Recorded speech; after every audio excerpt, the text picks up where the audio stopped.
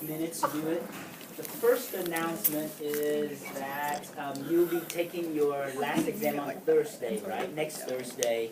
I will be on Friday, the following day. I will have your Scantron and be in Sequoia 120A between 9 and 11. So I'll just sit there reading the news, twiddling my thumb, waiting for you to pick up your Scantron. That's the only time that you can pick up your Scantron out, and then if you don't pick it up, that's okay. On the day of the final exam, which is the following Thursday, I will have the Scantron, and then I will beg that you take them, because I don't want them.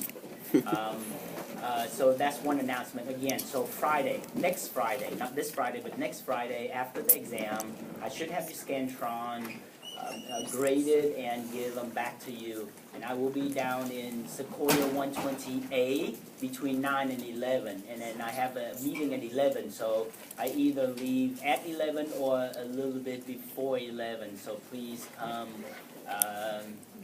don't come a minute late.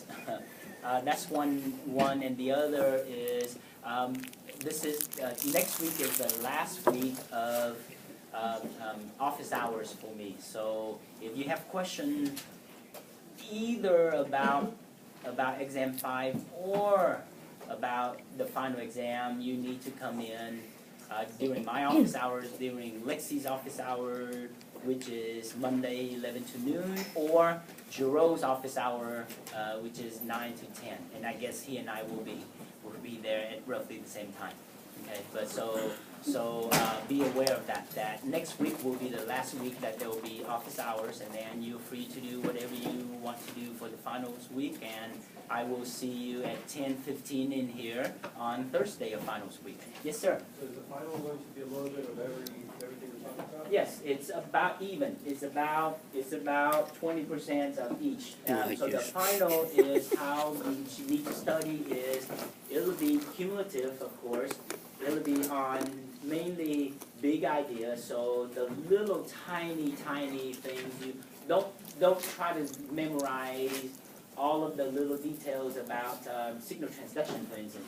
You know, PLC breaks inositol, phosphatidylinositol into DAG and all of that. So you need to know a bigger idea in terms of conversion, diversion, crosstalk.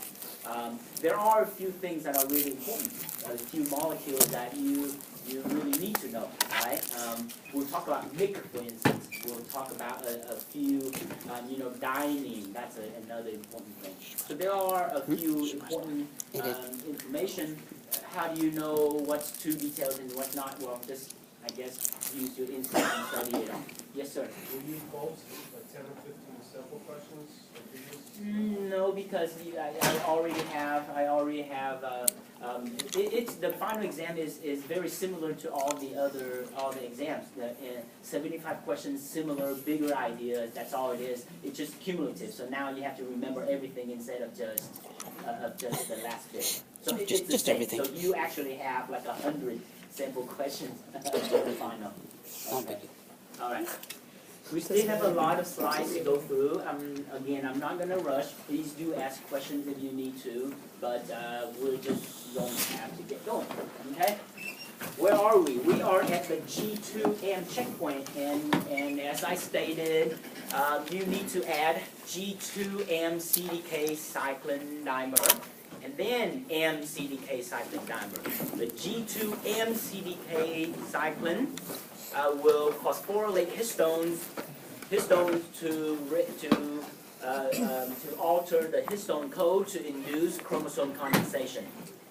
The same G2M CDK cyclin also phosphorylates lamin to induce the breakdown or fragmentation, the breakdown of the nuclear scaffold, which in turn causes the nuclear membrane fragmentation or disintegration. So that's that, right? And then you go into prophase, and then prophase leads to metaphase, and then from metaphase goes on to anaphase, and metaphase goes on to anaphase is right here, and I will talk about that. There are 2 slides on that, so I will hold off on talking about that. And then just as soon as metaphase enters anaphase, that's the actual M phase. right? So the M phase checkpoint. And then as soon as that happens, the same MCDK cyclin also phosphorylate myosin to induce cytokinesis. Okay? And so, again, in about 3 slides, I will describe this step right here. Okay? But let's pull back and look at a slightly bigger idea. Bigger picture is, again, okay, think of, again, put some current event into some relevance into what we're talking about, right? There's a lot of details and everything, and what the heck does all of this have to do with you? You're going to be treating patients and doing other things. Most of you probably will never ever even want to do research, or worse, teach like me, right? So what is the relevance for you? The relevance is this. If we go and look at the fact that the myogen would activate a receptor, more than likely an RTK, which activates a vesicular transduction pathway, which activates a transcription factor, the very first gene, it's called the immediate gene, the very first protein that is expressed is a protein called MYC. And then it is MYC. MYC is a really powerful transcription factor that induces the expression of dozens of different proteins to get the cell to go through the cell cycle, including all of the CDKs, as well as at the point of G0, G1 checkpoint, also the G0, G1 cyclin, right? And it induces the expression of a number of different things, okay? So MYC is really powerful, and the relevance of this is, think about the fact that this is how important MYC is. About 5 years ago, there were a couple of labs, one in the United States and one in Europe somewhere, and I think the one in the United States were actually from Stanford. They looked at cells and they wanted to study things like stem cell, basically. But you know the argument about stem cells, how people, some for, some against, and is ethically is not good, some people think. And so these labs decided to figure out how to get differentiated cell to form stem cells. So now you don't have to get stem cells from anywhere, and then the argument would be moot, right? So they figured out how to do that theoretically, and they figured that there were only 4 genes that are important. Just 4. You take a differentiated cell, you do something to these 4 genes, and then you get a stem cell. That's pretty powerful, right? So one of those genes were the MYC gene. That's how powerful MYC is. That's how important MYC is. And in fact, one of the other genes is the RAS gene. So also we're talking about a couple of really, really important genes that regulate cell activity. Okay? So that's the relevance. Let's go back to that third, to here. So this is a control right here. It's a control of the actual phase, right? So control of going from metaphase into anaphase. That's the M phase checkpoint. And it is regulated by the MCDK cyclin. And how the MCDK cyclin dimer regulates the M phase checkpoints is by activating a protein called anaphase promoting complex, also called the cyclosome, also referred to as APCC. I'll just call it APCC. So it's a combination of anaphase promoting complex / cyclosome. Okay? Many of you have learned this in Bio 1 or in ecological classes as the maturation promoting complex. That's the same thing. So and the MPC is the same thing. Okay. So the MCDK cyclin dimer activates APCC. APCC in turn does 2 major things. One, it will destroy a protein called securin. And when securin is destroyed, that drives. Okay, so drive meaning that there are a lot of details in between that I don't have time to discuss, and you don't need to know. But there are a lot of details in between. So by destroying securin, that indirectly drives the separation of the sister chromatids. And the separation of the sister chromatids we already talked about, where the dynein motor walk along the microtubule toward the -N, pulling the kinetochore, which in turn pulls the sister chromatids on both sides, and then at some point depolymerization of microtubule has to occur, right? So we talked about all of that. So again, and that, by destroying the securin and drive sister chromatid separation, that's the point of progressing from metaphase into anaphase. So that's the M phase checkpoint right there. Okay, and that's how the M-CDK cyclin dimer regulates the M-phase checkpoint, again, by activating APCC, which in turn destroys securin, which then drives the separation of the sister chromatids. Another thing that APCC does that is really important is, doesn't have to do with checkpoint, but has to do with kind of cleaning up and completing the process.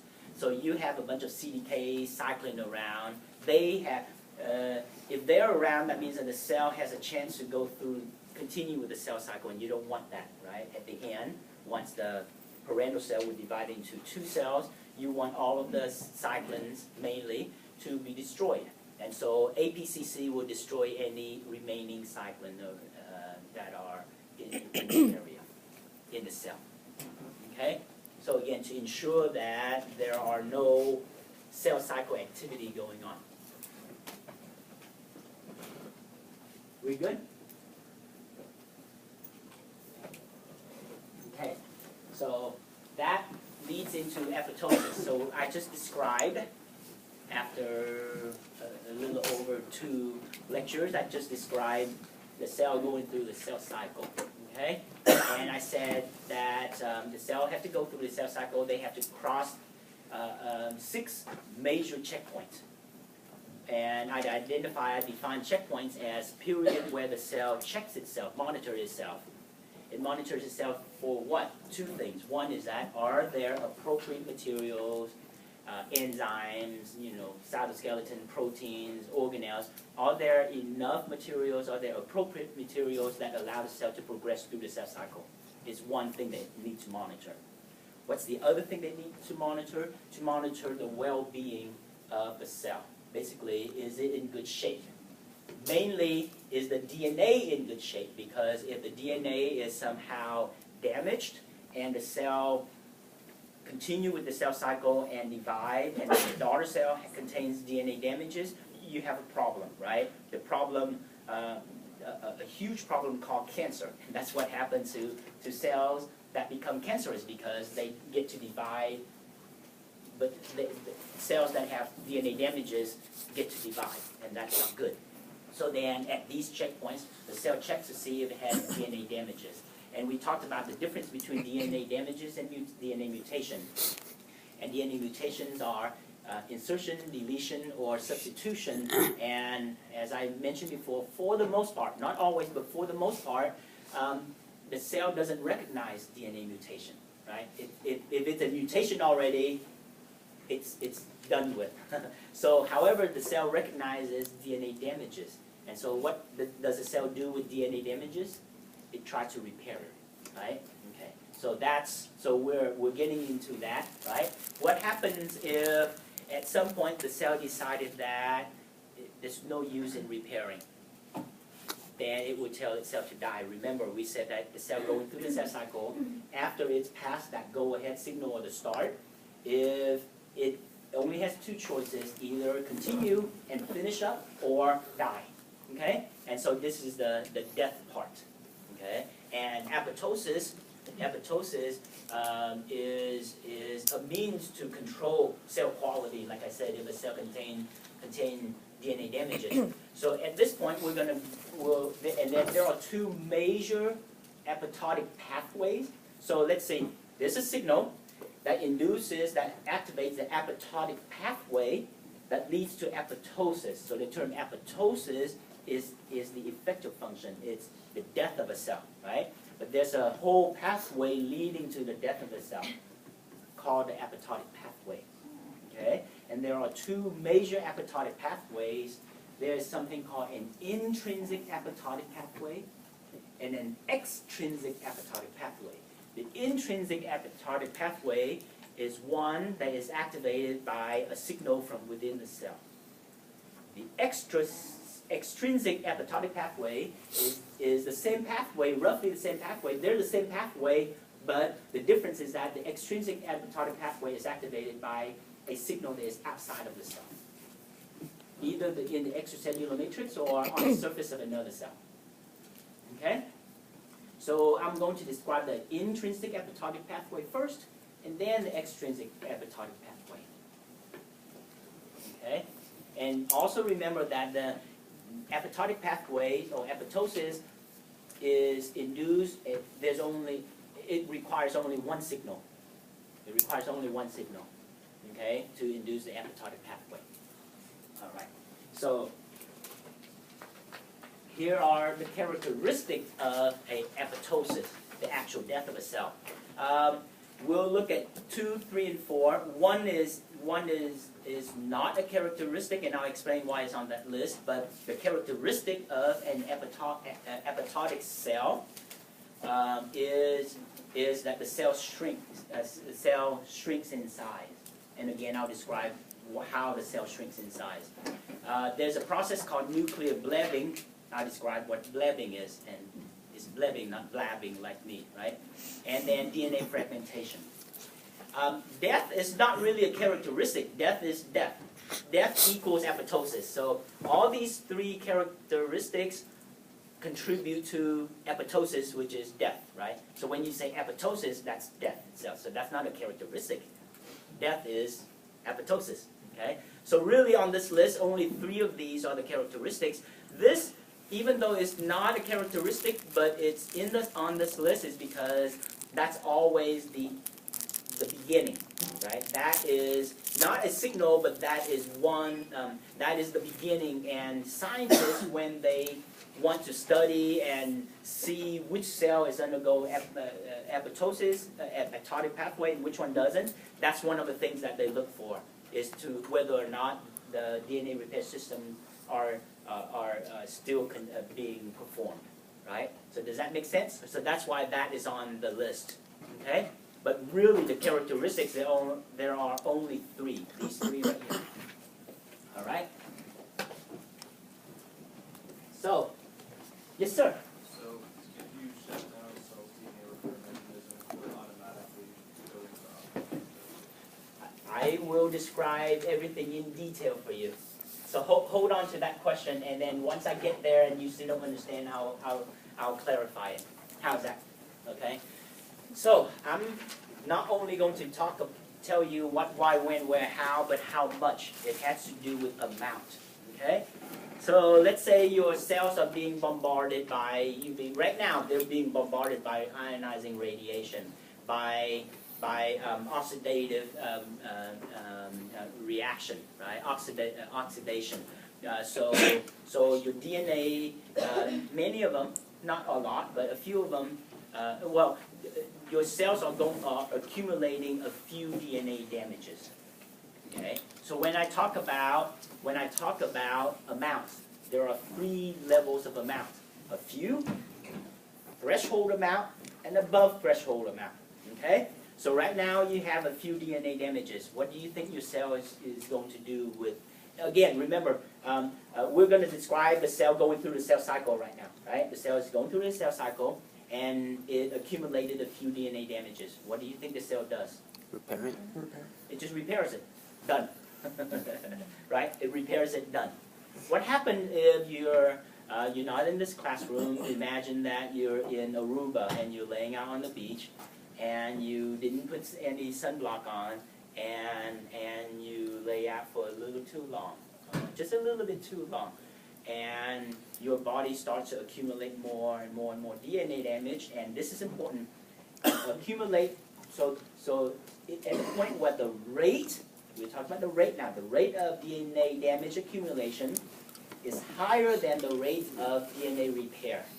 What does that mean? That means that your cell continues to accumulate more and more and more DNA damages to the threshold amount, right? But that will only occur if, the rate of DNA damage accumulation is higher than the rate of DNA repair. If the rate of DNA repair is the same or above, then again, you still have no problem, right? So it has to be a higher rate of DNA damage accumulation and you get to that threshold amount. What happens?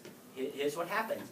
When DNA damage is at a threshold amount, there's a mechanism in your cell that will then take notice of that and activate a pair of enzymes called ATM-ATR kinase. Okay, so again, threshold amount of DNA damages, ATM-ATR kinases will be activated.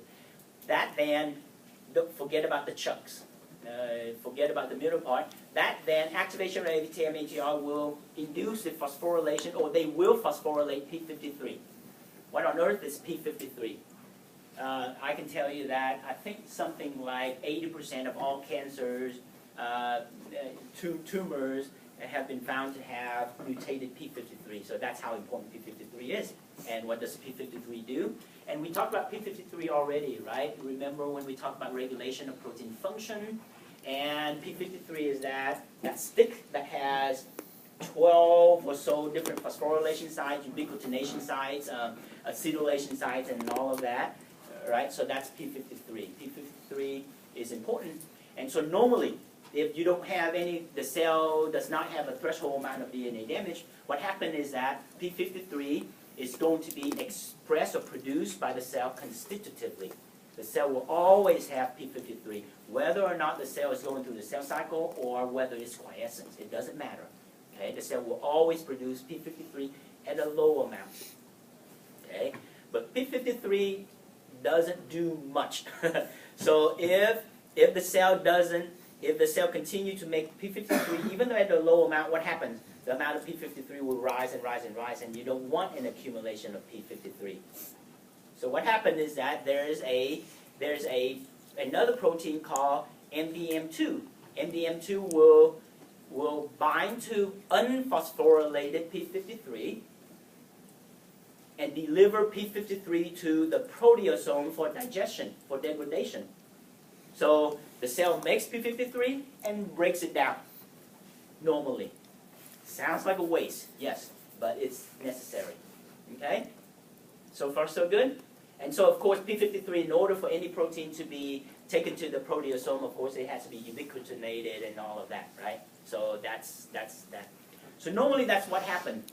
When there's a threshold amount of DNA damages, that then leads to the activation of ATM-ATR. ATM-ATR now will phosphorylate P53, which then MDM2 does not have affinity for phosphorylated P53. Therefore, P53 now is free to do its function, and it is a very powerful, another powerful transcription factor. P53 can activate the expression of a number of genes depending on certain things. Depends on what? Depends on how many unphosphorylated P53 is around, number one. And number two, P53 can be found in different forms of phosphorylation. It could be phosphorylated once, it could be phosphorylated twice, it could be phosphorylated 10 times, right? When P53 is phosphorylated at more than one site, we say that P53 is hyperphosphorylated. Does that make sense? So there's a difference between phosphorylated P53 and hyperphosphorylated P53. And on top of that, how much phosphorylated P53 or hyperphosphorylated P53 is around. All of those are relevant. Okay? So at this point, you have a low amount of phosphorylated P53. Okay? Not hyper, but phosphorylated. When you have a low amount of phosphorylated P53, P53 will induce the expression of a protein called P21. And by the way, all these numbers are, we didn't just, there aren't 53 versions of this. It's just, that's the molecular weight. That's the molecular weight in Dalton of these proteins. Okay? What is P21? P21 is, even though it's a fairly small protein, but it has multiple binding sites. It has multiple binding sites. It can bind to a number of proteins, but it has different affinity for different proteins. Okay? And that's also relevant. So P21 has very high affinity for what? For CDK and cyclin. So imagine this. Imagine this. threshold amount of DNA damage, ATM ATR is activated, P53 is phosphorylated, P21 is expressed. What does the presence of P21 tell the cell? Presence of P21 tell the cell that there's a threshold amount of DNA damages. A cell going through the cell cycle, the reason why P21 is expressed is because the rate of DNA damages accumulation is higher than repair. So that means that the cell cannot repair the DNA damages fast enough. So what does the cell want to do? The cell wants to stop going through the cell cycle. Why? Because the cell going through the cell cycle is way too busy, and that activity takes away from energy and activity from the repair mechanism itself. So by actually stopping the cell not continuing with the cell cycle and actually stopping, then all of that energy and activity can be put toward DNA repair. Does that make sense? Okay.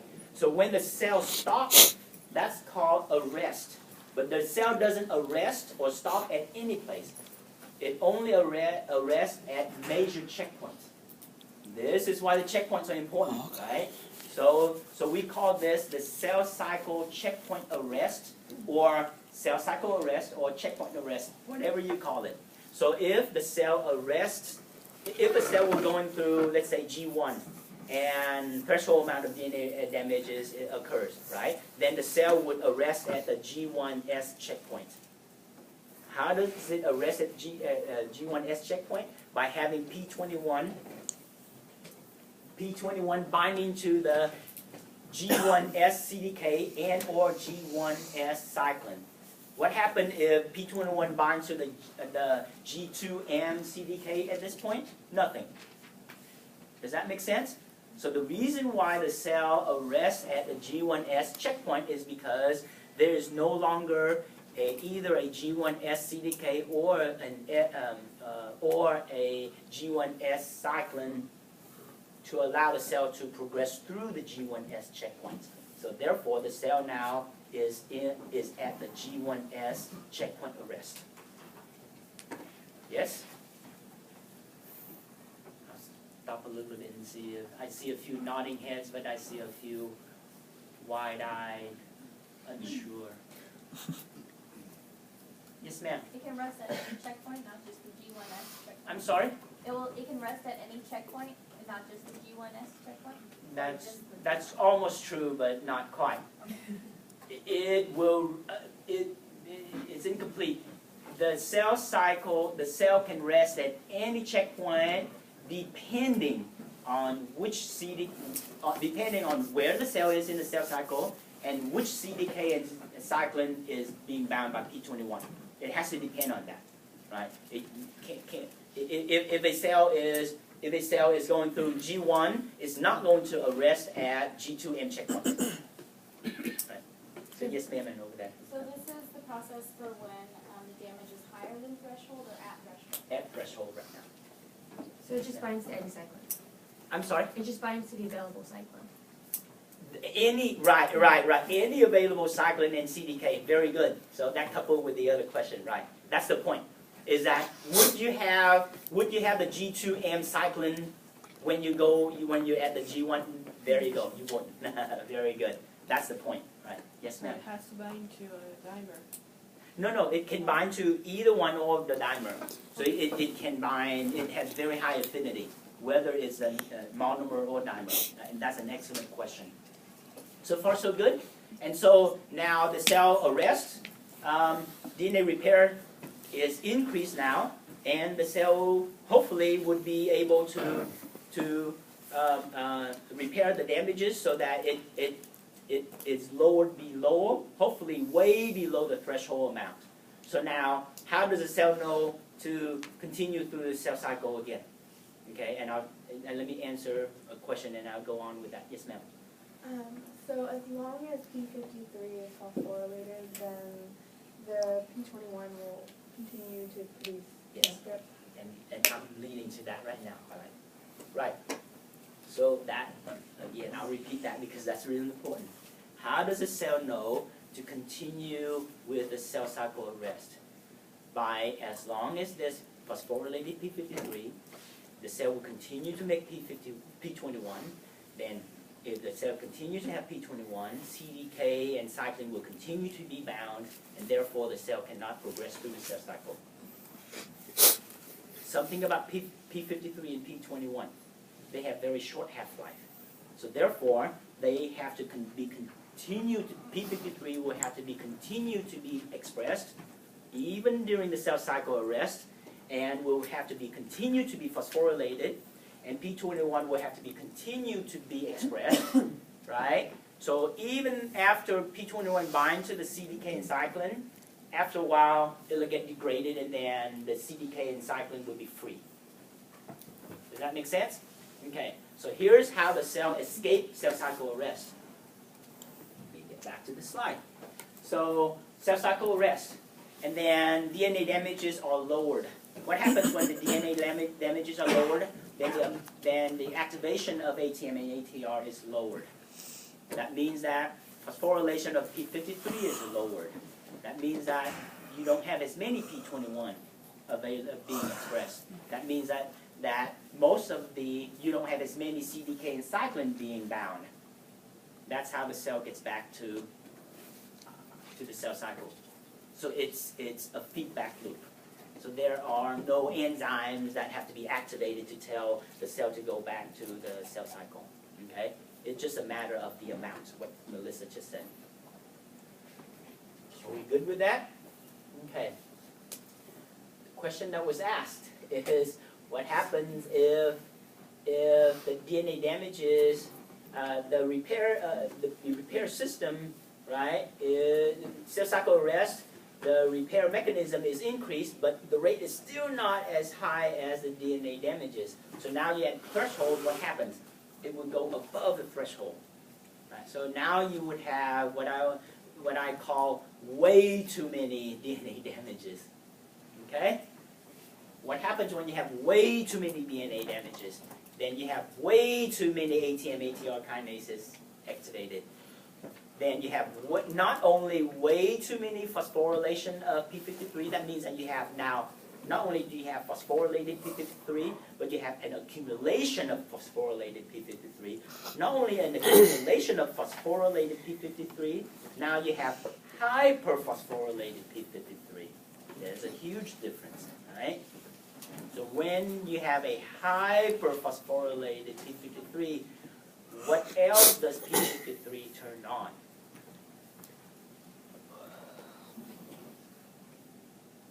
Oh, I mean, no. Not yet. We're not quite there yet. There's one step in between.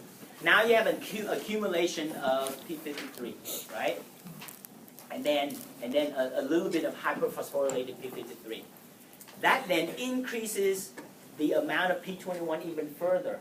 Now I said that P21 has multiple binding sites. It can bind to CDK, it can bind to cyclin, either in the monomer form or the dimer form. It also can bind to a protein called PCNA. Now at lower amount, so P21 has such a high affinity for CDK and cyclin that P21 can bind to those molecules on a 1-to-1 ratio, right? If you have one molecule of P21, it can bind to one molecule of CDK. However, P21 has a pretty low affinity for PCNA. So what happens when one thing has a low affinity for another thing? Then you have to have a lot more of one thing than the other before they can even bind, right? So P21 can bind to PCNA, but because of the low affinity, that you have to have at least 5 times, most of the time it's toward 50 times the concentration of P21 over PCNA before the two bind. Okay? But what on earth is PCNA? PCNA is very important for 2 major processes. One is DNA replication. And the other one is so PCNA is important, very important, required for DNA replication. And PCNA is also required for not all, but most DNA repair mechanisms. Okay. So now when you have way too many DNA damages, and you have an accumulation of phosphorylated P53, you have a lot more P21, and P21 now binds to PCNA. If a cell were going through DNA replication or approaching it, then what would happen? Then the cell would not complete DNA replication. Okay? If even in the middle of DNA replication, by the way, right? Because without PCNA, there's no way that DNA replication can continue. But having way too many P21 also then would shut down DNA repair. What does that tell the cell? It's a signal that it's far gone. It's just there are too many DNA damages. The cell is overwhelmed. Can in no way be able to fix all the damages, right? And the cell, being unselfish, then would switch on to being activated to kill itself by apoptosis.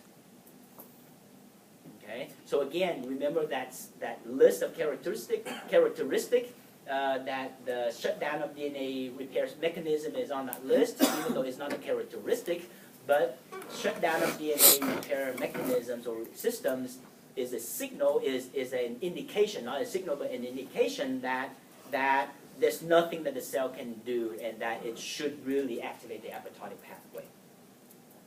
Right? And how DNA repair mechanisms are shut down is by having at least 5 times the amount of P21 than PCNA. Okay? And then P21 now can bind to PCNA. And then shut down. We good? Yes, ma'am. I was going to ask you, the P53, is it just phosphorylated at the threshold and hyperphosphorylated after the threshold is crossed? Right. So after the DNA damages has risen above threshold, you not only have now an accumulation of phosphorylated P53, but many of these will be hyperphosphorylated as well. That's very good, right? So the phosphorylated P53 will continue to induce the expression of P21, which will rise to this amount. The hyperphosphorylated P53 can induce the expression of other proteins, basically proteins that are involved in the apoptotic pathway. That's an excellent question. Okay, and that's where we're going right now. Okay, so the next several slides, I have these pictures and there are tons of stuff on there. Don't get mesmerized. I will tell you what you need to know, and that's it. Okay, you don't need to know anything else. Okay, so don't try to analyze all of these slides too much. I will tell you what you need to know. So normally a cell, whether it's going through the cell cycle or quiescent, on the outer mitochondrial membrane, you would have these proteins called BH123, and they are individual subunits. Okay, individual subunits of BH123. You also have a protein called APAF1 in the cytosol. And APAF1, eventually we're going to find out that APAF1, when activated, can activate the apoptotic pathway. But, so therefore, it needs to be inactivated most of the time.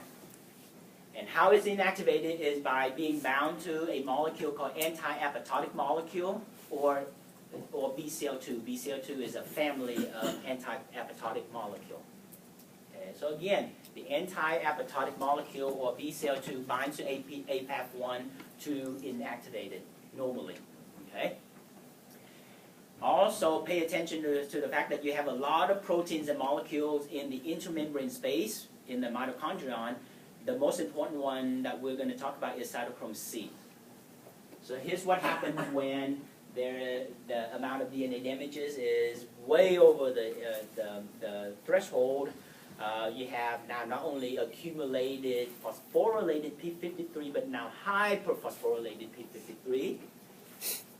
Hyperphosphorylated P53, I'll talk about all of that, will then induce the expression of a protein called BAX. Well, it's a family of BAX-BAC, and these are pro-apoptotic molecules.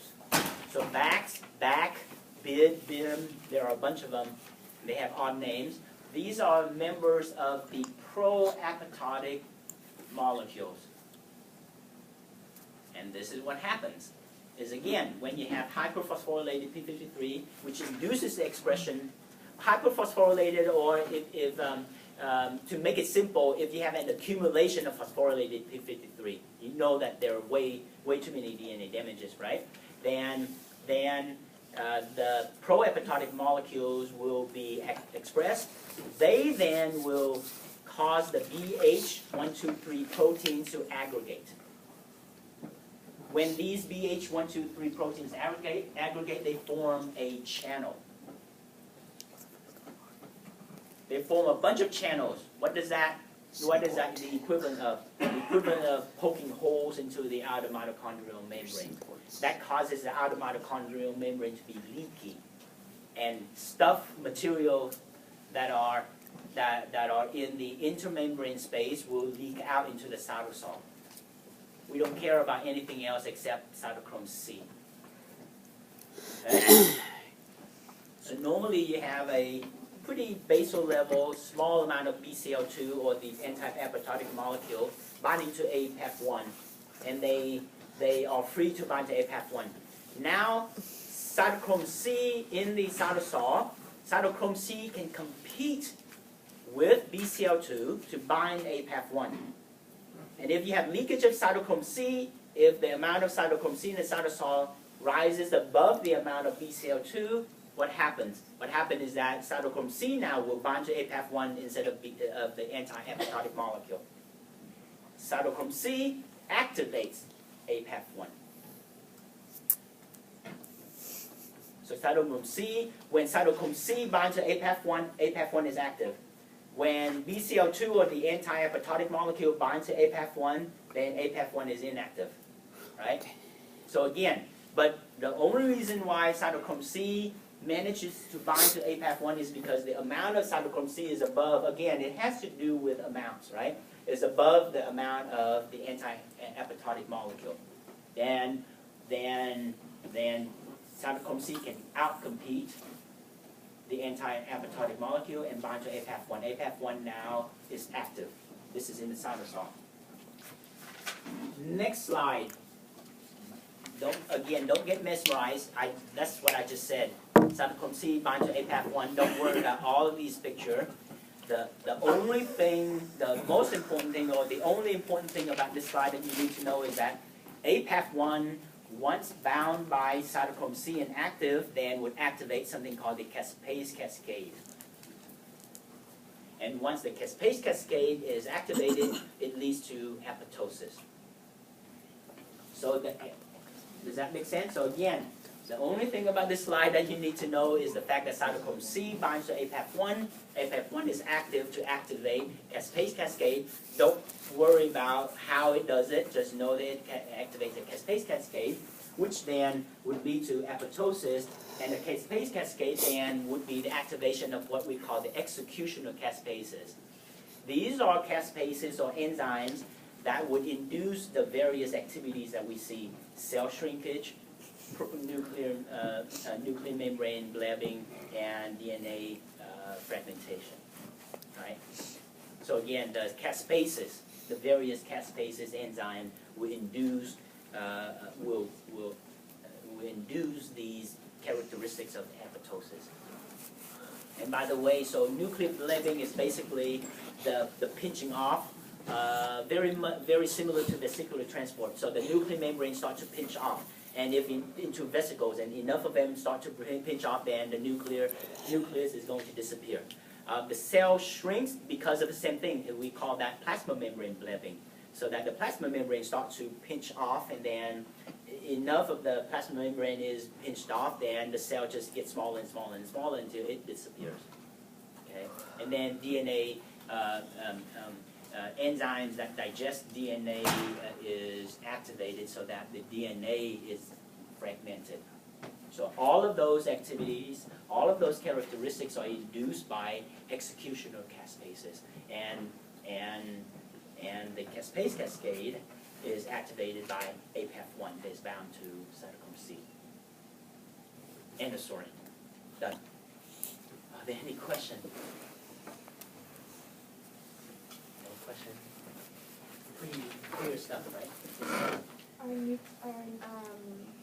DNA damages the only thing that can activate this pathway? That's for the most part, yes. That there are others, but for the most part, the intrinsic apoptotic pathway is activated by DNA damages. By not just DNA damages, but way too many DNA damages. Yes, that's a good question. There are unique cases, but for the most part, it is just excessive amount of DNA damages. And again, be aware of the fact that it is DNA damages and not mutations, right? So leading to that. Okay, extrinsic apoptotic pathway. Why would you have extrinsic apoptotic pathway? Remember, extrinsic apoptotic pathway is roughly the same. You see here that the caspase cascade is activated still, right? That leads to all the characteristics of apoptosis, but the signal is from outside of the cell. Okay, and so before we go on to that, so why would a cell be told? Why would a cell that doesn't have any DNA damages be told to die? Remember, the cells that form the web between the fingers, they are told to die, right? So that you can have free moving fingers. How about neurons? If there are way too many neurons controlling a certain target cell, in order to have refined motor skills, have refined thinking skills, you have to get rid of some of the neurons to only preserve the specific neurons that activate a specific target. So there are a number of different reasons. How about immune cells? Your immune cells, if you have a viral infected cell, the viral infected cell is going to be told to die by your immune cell. Okay? So those are the many reasons why a cell is going to be, why the extrinsic apoptotic pathway is activated. So so extrinsic apoptotic pathway is activated by a death receptor, very appropriately named, right? Fas ligand is an example of a death receptor. It's not the only one, but most of the cells, practically all the cells I know of, have a death, not receptor, it's activated by a death ligand, okay? And practically all cells have death receptors. So if a death ligand is around, the death ligand will bind to the death receptor. In this case, this example, you have the Fas ligand binding to the Fas protein receptor. Okay? And again, don't get mesmerized. The only thing that you need to know is that once the death ligand binds to the death receptor, which in turn activates signal transduction pathway, leading to the activation of the caspase cascade, then apoptosis. End of story. I'm done. It's not bad. The complexity is that how does a cell respond to an immune cell versus other activities is that there are multiple death ligand which activates multiple extrinsic apoptotic pathway, but all of which end up in activating the caspase cascade. So the means are different. So this is what? Convergent crosstalk, right? Convergent crosstalk, which is cell-specific and condition-specific, right? So that's the extrinsic apoptotic pathway. We're basically done with the cell cycle. We're done with talking about an apoptotic pathway. We're about to move on to talking about stem cells. And then the very last thing is wound healing, so, which we won't even touch today. Are there any questions about cell cycle regulation or apoptosis, apoptotic pathway?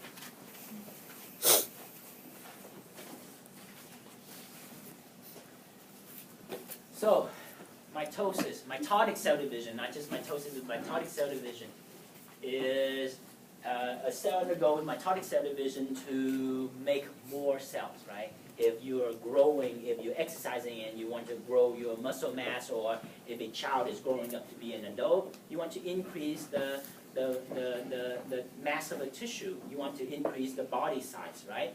So, or you want to replace dead cells, right?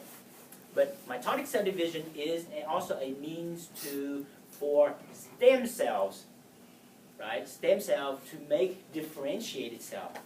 So by definition, what is a stem cell? A stem cell, by definition, is a cell that has the capability, not that it does that, but it has the capability of becoming other cell types. And the becoming other cell types is called differentiation. A differentiated cell does not have that, or a non-stem cell does not have that capability. So only stem cells have it. Now, you have stem cells in your body, so we call them adult stem cells. Practically all your organs have adult stem cells. So your organs, right, in order to replenish the cells in your organ, and most of them do, for instance, your skin, the lining of your digestive system, these cells slough off and die all the time. So your body has to continue to replenish the amount of epithelial cells. And the replenishment of the epithelial cells, the epithelium or the tissue, comes from the cell division of the stem cell.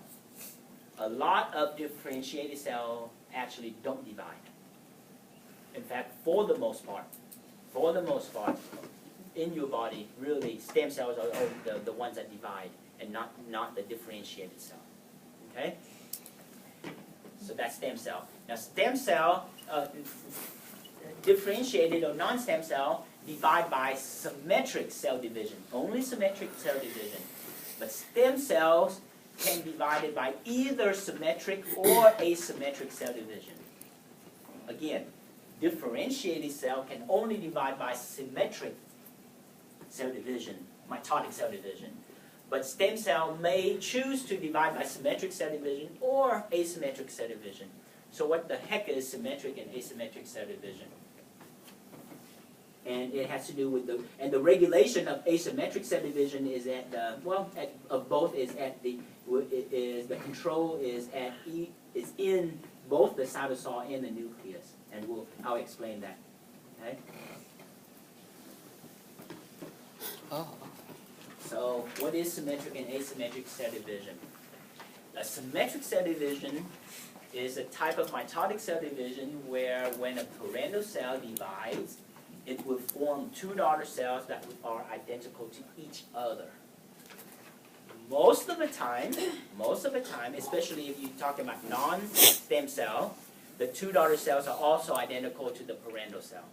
But if you talk about a stem cell can divide, make two identical daughters, but the daughters aren't anything like the parietal cell. But so this can be an example of a non-stem cell or a stem cell. But this is an example of only stem cell can do this. Right? And then not only that, but stem cells can divide and form two different daughter cells, one of which looks like a stem cell and the other one does not. And that is asymmetric because the daughter cells aren't alike.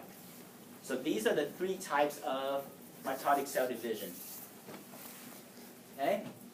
And so we're mainly, for the next several slides, we're mainly concerned with this type of cell division, asymmetric cell division. Pretty picture. So the idea of stem cells, as you can see, just about all, and actually, That's pretty much all. yeah, just about all your organs and tissues have adult stem cells, right? So that's all that this is saying. Okay?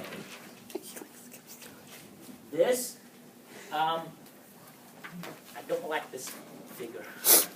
This mainly is an example of hematopoietic stem cells or blood stem cells. Blood stem cells have multiple stages, right? Most cells don't have that. But the idea about let's see. Yeah. So I just don't like this slide. that actually goes into this. So stem cells, the ability to divide and differentiate into different cells. However, not all stem cells are alike. And again, so not again, but when people argue, politicians mainly, a lot of people who aren't even politicians argue and talk about the ethics of using stem cells, they're not talking about the same thing. Not all stem cells are created equal, right? Stem cells, there's a gradation of stem cells. The gradation is identified by something called potency. Potency, okay? The more potent a stem cell, the more choices it has in differentiation. The less potent a stem cell, the fewer choices. So for instance, hematopoietic stem cells, or stem cells, blood stem cells that can divide and differentiate into all blood cell type and all blood cells, and that, you know, there are a dozen or so different blood cells. And hematopoietic stem cells are probably the most potent adult stem cell. Whereas a stem cell like myoblast, which is the stem cell that produces muscle cells, right, only has 3 choices: skeletal muscle, cardiac muscle, smooth muscle. That's it. Okay, so then myoblasts have less potency than hematopoietic stem cell. That's adult stem cells. When you get into the embryos and people talk about embryonic stem cell, they're still not talking about the same thing because there's a wide, even wider range of potency for embryonic stem cell. So if you take, you go all the way from, back all the way from the time where a sperm fertilizes the egg, which form a zygote. The zygote is the absolute, the zygote of fertilized egg is the absolute most potent stem cell. We call it totipotent, but it is, there's nothing more potent than a zygote or fertilized egg. Okay? Because that fertilized egg can divide. It can divide, and after about 8 or so cell division, right, they form a blastocyst, and then these cells, if you ever take a number of different classes and you learn this, these cells would separate into two groups. One is called the trophoblast, and the other one are the inner cell mass. The trophoblast will only form the placenta. So if people say, well, why don't you take the placenta, they're embryonic stem cells, and you can form any organ? Well, you can't.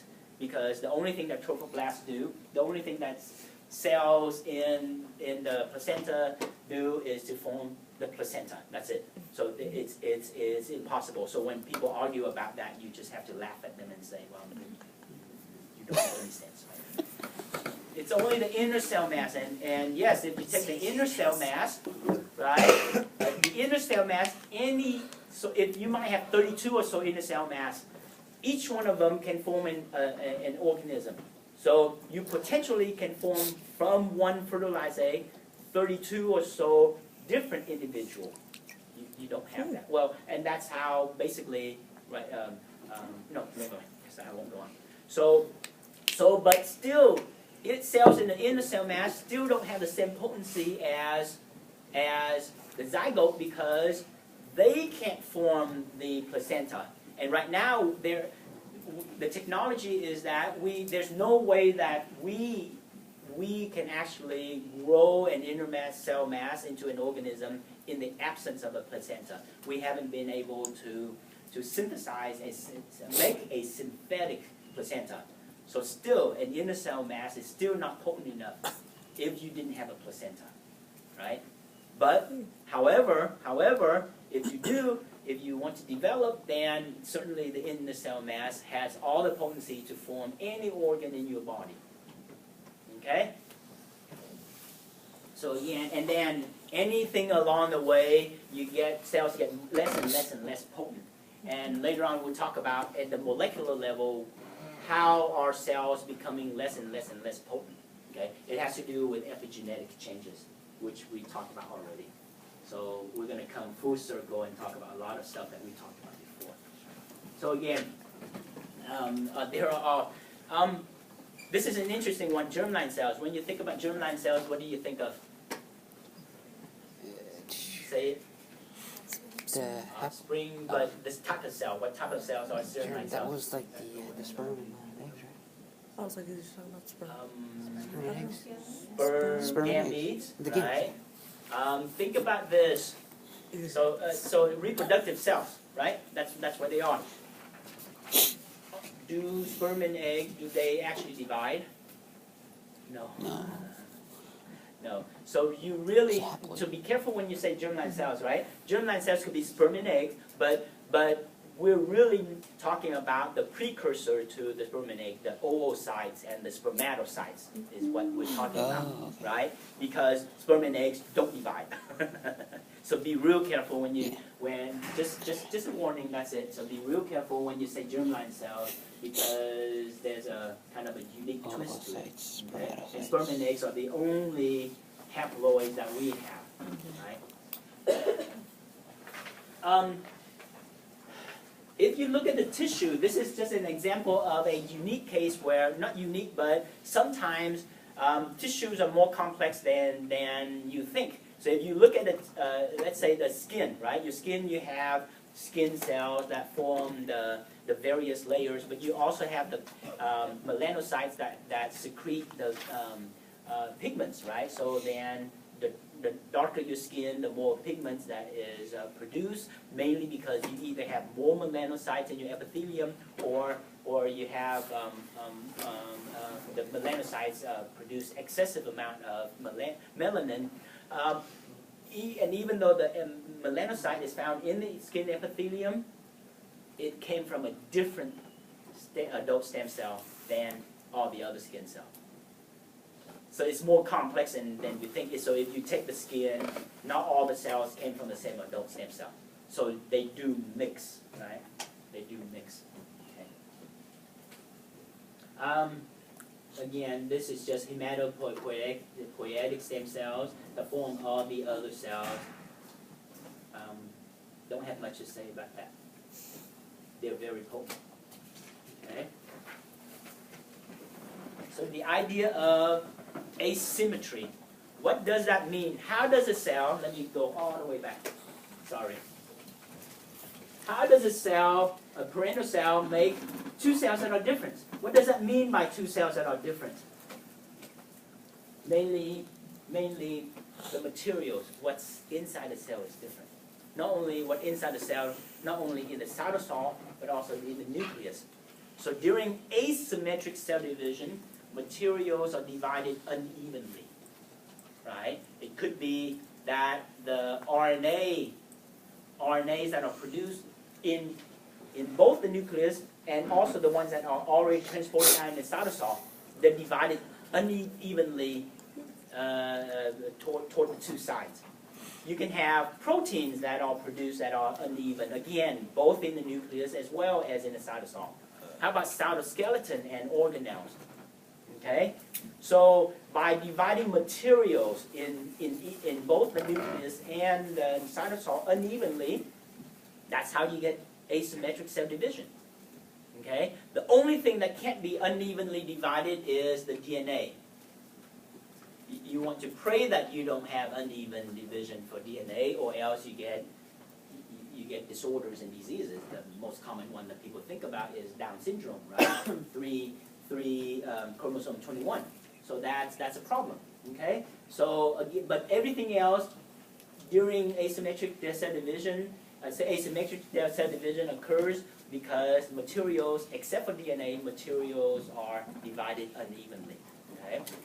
Which point during the cell cycle, is the cell cycle, did it get the signal from the mitogen and already know that it will divide unevenly? No. It will go through G1, go through S, and goes through actually most of G2, or a lot of G2, right? But then at some point during G2 is where materials are going to be separated unevenly. So again, G2 is really the key to differentiation. And the key to differentiation means that this is a point where uneven separation of materials occur. Okay? because once mitotic cell division hits, then everything is divided, and that everything is cut right in the middle, and whatever is on one side, whatever is on the other side, is stay there, right? So once mitotic cell division occurs, there's no more separation of material. Okay?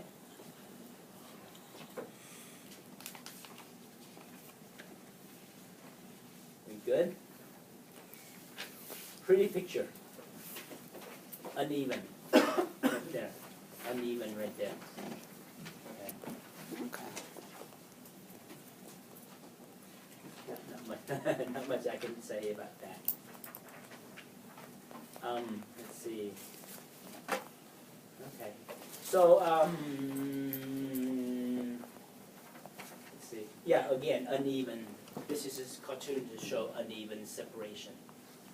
Yes, sir. Does the cell know that it's uneven, or does it want it to be uneven? There have to be signals to tell. So even though separation of the material is uneven during G2, but there have to be signals. That's a good question. So there always have to be signals. The cell, again, can't do anything unless it's told to do it. But then only stem cells, because it's cell-specific, so only stem cells have the capability of not only receiving that signal because it has the receptors, but also the materials, the components to do it. And the component has to do with gene expression. So we're rushing, not rushing, but we're getting toward that, toward your question. So that, a couple more ideas, and then I'll end a little bit early here. A couple ideas that during embryonic, so cell division from a fertilized egg, right, and it divides pretty quickly. Like I said, for human cells, if you were in cell culture, one human cell, it takes about between 16 to 24 hours, closer to 16 hours to divide. However, these cells right here can actually divide quicker. Why? Because sometimes the gap phases are removed from the cell cycle. So sometimes a cell doesn't go through gap 1 and or gap 2. What does that tell you? That tells you that the buildup of material is not present, right? So that's why when you have a big old egg, right, and then when it divides, the cell gets smaller and smaller and smaller and smaller. That's why, because there's no buildup in material as well as volume. Okay, look at this. 38,000 cells from one fertilized egg in 43 hours. That's pretty fast. So sometimes, again, the cell doesn't go through. Cancer cells, a lot of times, don't go through gap 1. Okay, so that's why they divide quicker as well. Oh yeah, and then right there. Sometimes mitotic cell division doesn't carry out my cytokinesis immediately. Eventually that has to happen, but sometimes it doesn't do that. So you have the cell divides, and these are the nuclei here. So only the nucleus divides, and then eventually they get separated, and then cell division occurs later. Okay, so sometimes cytokinesis doesn't happen. You see that in things like pods, right? Pea pods, right? You have the cell division, and then the connection is still there. Okay, so so again, during the cell cycle, you don't always have G1 and G2, and G2, and you don't always, the cell doesn't always carry out cytokinesis immediately. Okay? Eventually it has to. Let me just stop there. And then while I do this, I have to do this quickly because it's Is that all cell? if I can ask you to stay, and then this is going to be your lucky day. If you can do evaluation for me, you've done this by this time a gazillion times already, right? But I have to be out of this room. I can't be here. So we're going to handle everything.